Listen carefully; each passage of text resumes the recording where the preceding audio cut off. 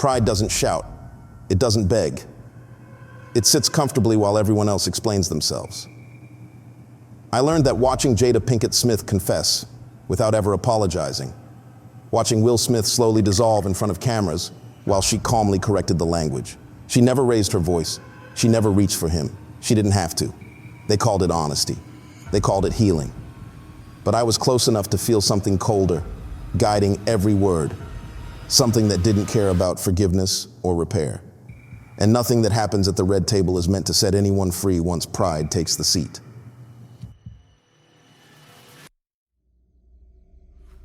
You probably remember the clips. Will sitting across from Jada, eyes glassy, jaw tight. Jada leaning back, calm, explaining entanglement like a teacher correcting homework. People argued about whether it was healing or humiliation. You saw a meme. I saw a job posting. They called it a conversation space and wanted a story producer who understood trauma and the power of truth told in safe containers. I'd spent years cutting dating reality shows, watching drunk strangers scream at each other. The name attached felt bigger, Jada Pinkett Smith. That's how I ended up just off camera the first time I saw them in that room. The studio was cables and curtains, but in the center was the table, round, glossy, under its own circle of light. No one set coffee on it. No one leaned on it. The crew worked around it, never through it, like there was a line only they could see. They introduced me to Jada in a side room. No cameras, just her flipping through notes. "So you help shape the arc," she said. "You make sure what's said actually lands."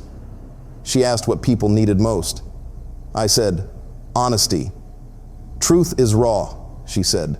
"It doesn't help anybody until you give it the right language." Will came in later, shaking hands, joking with the crew. His laugh sounded real, but his eyes kept drifting toward the table. When they sat down, everything about him changed. Shoulders lower, smile thinner. He sat where they told him. She sat where she always sat. This was a run-through about their marriage, how they'd evolved past traditional definitions. They talked about separation, about finding themselves. It stayed vague. Then Jada said it. I got into a different kind of entanglement. It didn't sound like a confession. It sounded rehearsed. For a second, something sharp crossed Will's face. He started to say something rougher, then swallowed it. "Relationship," he said. "Let's just call it what it is." Jada turned her head slightly, eyes calm. "Entanglement," she repeated. The room exhaled and didn't inhale again. Through my headset, I heard how quiet it got. In the control room, someone whispered, "That's it. That's the word." Later, logging the footage, I saw that moment flagged again and again. Build around this. Make this the anchor. That's when I noticed the pattern. When the first half of the day wrapped, most of the crew headed upstairs for lunch. Someone told me to stay back and grab time codes. "You're good, right?" they said, already leaving. "Just don't move anything." The lights dimmed a little. Footsteps faded down the hall. Laughing voices got smaller. I was alone in the sunken room at Will and Jada's house, in front of the table where they'd just turned their marriage into content. Without them, without the crew, it looked smaller. Just wood and glass and metal legs. I don't know why I walked closer. From the edge of the light, it was just a piece of furniture. But as I stepped down into the circle, the air got thick, like I'd walked into water. My chest tightened the way it did on bad anxiety days, except I wasn't thinking about anything. My body was reacting before my brain caught up. Up close, I could see faint handprints on one side, where people had leaned and cried and explained themselves. On the opposite side, the surface was almost untouched. Whoever sat there didn't fidget, didn't reach. Jada's side. I stopped at the edge and listened. Upstairs, a door closed. Somewhere deeper in the house, someone laughed. Normal sounds, home sounds. Right over the table, though, the silence felt different. It felt full. I leaned a little closer, and for a moment, just a moment, I heard layered voices press down into a low murmur. Will's shaky laugh, Jada's steady tone, somebody else's breathless whisper, all mashed together so tight you couldn't pull them apart. I held my breath. The sound slid away. I told myself it was bleed from a monitor I'd forgotten to mute. I told myself I was hyped up from my first day. I reached out, fingers hovering over the smooth surface, about to wipe away one of the smeared prints without really knowing why. My hand stopped in midair. Something in my chest clenched like a fist closing, and a thought slid in, quiet and heavy. Maybe this table wasn't just for talking. I pulled my hand back. Behind me, in the empty room, one of the cameras gave a soft mechanical click and turned itself a fraction of an inch, as if it was adjusting its shot. The camera clicked behind me and shifted a fraction of an inch like it had just decided on a better angle. I spun around, heart pounding, but no one was there. 5 seconds later, the door opened and the crew poured back in from lunch, laughing, trading stories, carrying salads and half-finished coffees. The same camera that had just moved on its own was now being pushed by a bored operator who didn't even glance my way. "You bonding with the table already?" he joked, nodding at where I was standing. Everyone laughed. I forced a smile and stepped away, like I'd just been caught somewhere I shouldn't be. That was the first week. Then weeks blurred into months, and months started feeling like years. You don't notice time passing on a show like that because every day is framed like a breakthrough. The topics change, the guests change, the headlines shift, but the rhythm stays the same. Someone walks in with a wound, they sit down at the table, and by the time they stand up again, their pain has been translated into content. Some of them were nervous at first, stiff when the cameras rolled. The weird part was how much more honest they got when the red lights went off. Rappers slumped back in the chairs and admitted they were terrified of going broke. Actresses whispered how much they hated the girl boss image their teams had built. Former friends, ex-lovers, family members, they all came through, each one thinking this was finally the place they get to tell their side. Unfiltered. It was never unfiltered. It was just filtered through her. The Aisha Curry taping is the one I still think about. You probably remember the headlines. The married woman with the perfect NBA husband admitting she still wanted men to look at her. Twitter went insane. Half the internet called her ungrateful, the other half called her honest. I remember the room, off camera. Before we rolled, she was soft-spoken, polite. She kept adjusting her sleeves, fiddling with the hem of her shirt.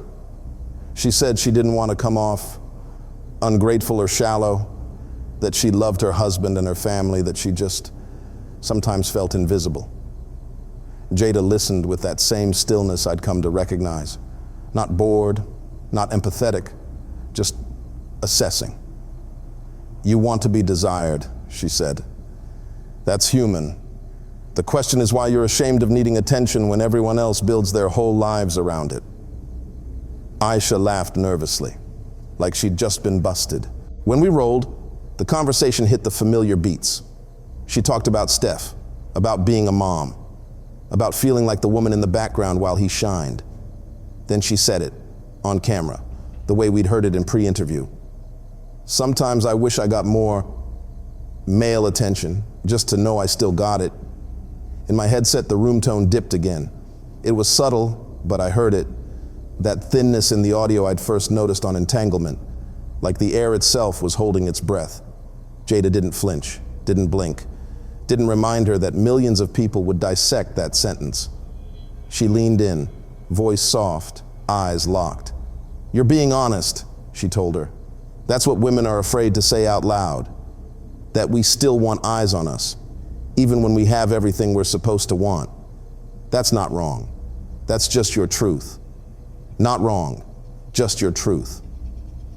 In the control room, producers nodded like they just watched a historic moment. Someone whispered, "Clip that. That's going viral." No one mentioned the look on Aisha's face when she realized what she'd just thrown to the wolves. Later, in the edit bay, I watched it again. I watched the tiny hesitation before she said the line, the microscopic flinch after. I watched Jada's face, calm, composed, almost amused, as the internet's next meal walked itself to the edge. We trimmed the edges off Aisha's worry. We cut the parts where she repeated, "I know I sound crazy. I'm grateful. I really am." We kept the confession, the discomfort, the raw need. We framed it as courage, bravery, vulnerability, transparency. Those were the labels in the notes. I started to see the pattern everywhere. A comedian talking about a breakdown became reclaiming his narrative. A man describing feeling used became a complex entanglement. A woman sobbing about betrayal got packaged as evolving past traditional expectations. They came to the table hoping to tell their story. They left with a version that fit hers. Off camera, the crew was completely at ease with it. They joked about getting Jadified, about how everyone came in with one story and left with the upgraded language pack. Someone called the table her altar once. Everyone laughed and then went quiet at the same time, like they'd all felt they'd gone a step too far. I told myself I was overthinking it, that I was just seeing structure because that was my job. But whenever I sat in the dark, scrubbing through footage, I kept hearing the same things in her voice. Truth is raw. It doesn't help anybody until you give it the right language. The longer I stayed, the more I caught myself using that language outside of work. I'd tell friends I wasn't angry, I was processing. I didn't say, "That hurt me" anymore. I said, that was part of my growth. It was like the show had crawled into my mouth and started rewriting how I talked about my own life. I stopped lingering on set after hours. If I had notes to finish, I took them to the hallway or the control room. I told myself it was because I needed the monitors. Truth is, I didn't want to be alone in that room again. Because every time a taping ended and the crew started wrapping cables and killing lights, there was a moment, just a second, where the table sat under its circle of light, empty and waiting. And I couldn't shake the feeling that one day it wasn't going to be content with everyone else's stories. The invite sat in my inbox for 3 days before anyone said it out loud. I tried to pretend I'd forgotten it. I buried myself in notes, sat in on meetings, watched more people come in, sit at the table, and offer themselves up. But every time my phone buzzed, that same little pinch hit my chest, like my body remembered even when my brain was trying not to. On day 4, my supervisor caught me in the hallway. "Hey, did you see the pre-interview?" she asked. "Jada's excited to sit with you. Says you've got an interesting perspective." "Interesting, sure. Don't overthink it," she added, squeezing my arm. "It's just us, no pressure. It'll help you understand the work better." Understand the work. I showed up 15 minutes early and still felt late. Most of the lights were off. A skeleton crew hovered at the edges, checking cables, pretending not to listen. The table was lit softer than usual. No bright halo, just a dim, focused pool, like the last candle in a dark room. Jada was already there. No glam, no entourage. Just her, in her usual seat, fingers resting lightly on the surface like they belonged there. "You're right on time," she said, like she'd been counting every minute I'd spent avoiding this. Someone slipped a mic pack into my hand. "Just in case we want to reference anything later. Internal only. Internal only." I clipped it on. The chair across from her was already pulled out. I walked around the table, feeling the air get thicker with each step. By the time I sat, my heart was beating in my throat. The room didn't spin or blur. It just narrowed. The cables, the walls, the crew in my peripheral vision slid out of focus. All that stayed sharp was her face and the dark curve of the table between us. "Take a breath," she said. "You look like you're about to be sentenced." "Feels a little like that," I managed. "We're just talking. This is what you help other people do every day. Think of it as giving yourself the same grace." Her voice sounded normal, but underneath it was that low hum again, like the table was singing along. She started with easy stuff. Where I grew up, how I got into production, why I wanted to tell stories. Answers I'd given 100 times, except now each one felt like a small piece I was sliding toward her. "And why here?" she asked. "Why us? You could have gone anywhere." I told her I was tired of manufactured fights, that I wanted to work on something that felt like it mattered. "And does it?" she asked. "Feel like it matters?" It feels complicated, I said. You see a lot from where you sit, she said. You think that gives you a special angle on the truth, don't you? Her fingers traced a slow circle on the table. In the reflection, for half a second, I saw a third shape between us. A bowed head, hunched shoulders, hands folded. When I blinked, it was gone. You think you're not like the guests, she went on. You think you're different because you cut the story instead of telling it. My heart hammered. I heard the thud in my own headset. I'm just trying to make sure people don't feel humiliated, she finished, like he did. Ice slid through me. I never wrote that, I said. Not anywhere. No, she said. You thought it. The first time you saw that clip before you worked here. You looked at his face and said, he looks humiliated. And then you came to work for the woman who humiliated him.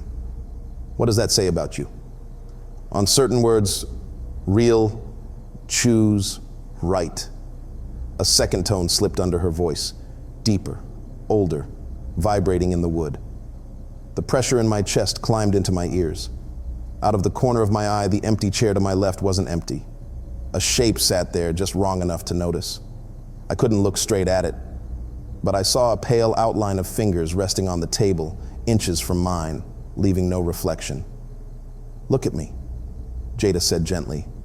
I dragged my gaze back. You're not here so I can shame you, she said. You're here because your pride is in the way. You think you see through all this, that you're better than the people who sit where you're sitting. That's why you're scared. I'm scared, I said, because something is wrong in this room. Something is wrong everywhere, she said softly. The difference is that here, we name it. That's why they keep coming. That's why you stayed. Her hand slid forward, palm up. The hum rose to a single note. My fingertips tingled. I knew that if I put my hand in hers, something in me would tilt toward her forever.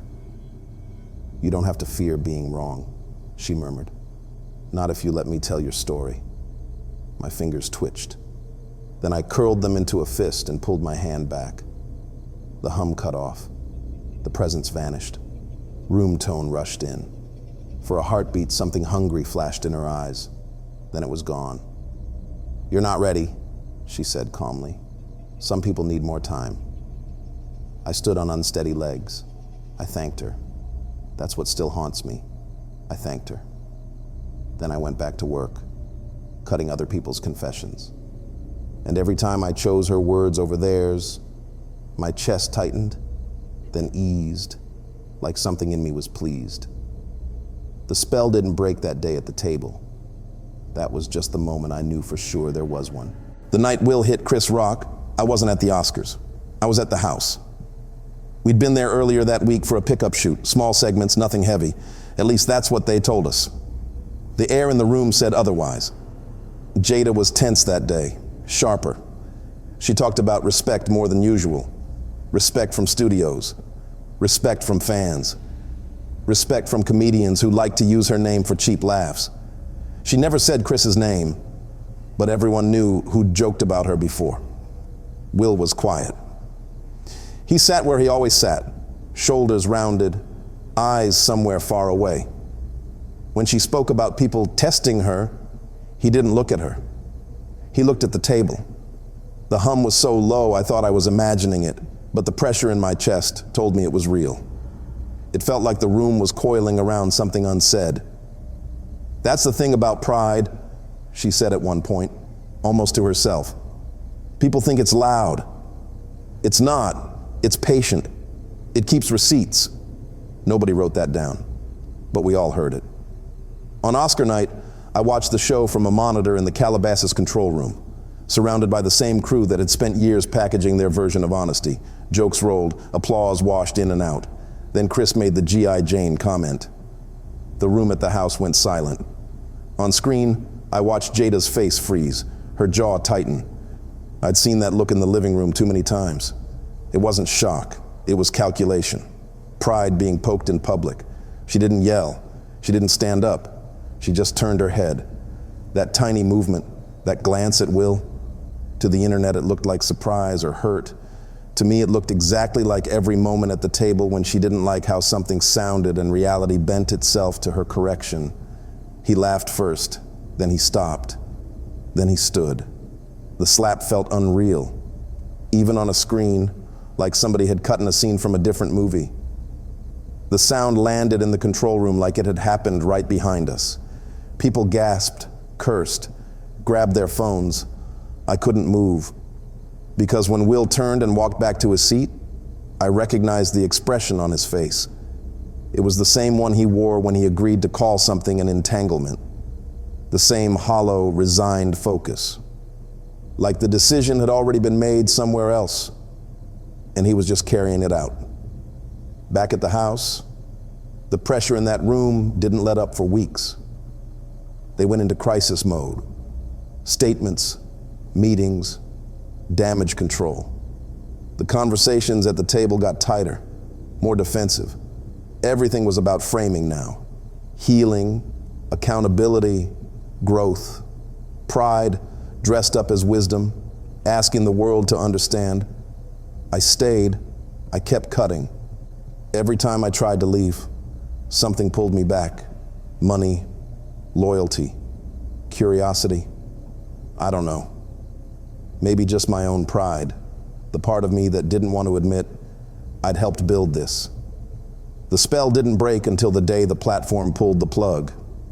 They called it a mutual decision to end the show. We all got the email at the same time. Come collect your things. Thank you for your contribution to the conversation. I walked into that Calabasas room one last time. The table was gone. No pedestal. No circle of light. Just an empty space on the floor where the wood had sat for years, and a faint outline on the rug where people's chairs had worn down the fibers. For the first time since I took the job, I could stand in that spot and breathe without my chest tightening. The silence felt like actual silence, not something listening. Driving away from the house, it hit me how many of my own words I'd started to change. How many times I'd downgraded hurt to challenged, lied to confused, used to entangled. Not because it was true, but because it sounded cleaner. Pride didn't just sit at that table. It sat in my mouth. I quit the industry after that. I tell myself, I'm done shaping other people's pain into something digestible. But some nights, when I'm scrolling and I see a new show, a new conversation, a new celebrity promising their truth, I hear that low hum again, somewhere under the music. Pride doesn't die when you cancel a show. It just finds another seat. If you made it this far, tell me what you think in the comments. Do you think pride can haunt a room? Or do you think it all lives in people like Jada and people like me? Like the video, subscribe to the channel, and share this with someone who still thinks the red table was about healing.